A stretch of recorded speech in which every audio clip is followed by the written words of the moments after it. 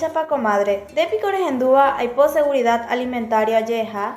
No, nahenduiva comadre. Pe capacitación japeco oñemombe oreve, upe banda ñico heise, entero vete vaya recoja derecho, ya juputuvo umi alimento fuera, ñico teme vaya recoja wa, peteñite covete sain jaoruba.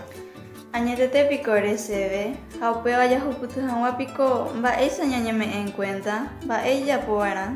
Ñande familia cuera juputumera, cada día ñande mesa petembiu orecoba o paishawa alimento.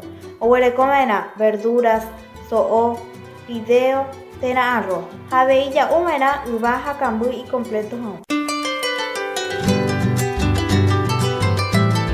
Este es un mensaje del proyecto Mejora de la Salud Ambiental y Humana en Tabaí, a través de la agroforestería, implementado por la Fundación de Religiosos para la Salud Paraguay, con la Asociación de Mujeres de Tabaiponá, financiado por el programa de pequeñas donaciones del CDR Plus del PNUC, y cuenta con la colaboración del SECTEN.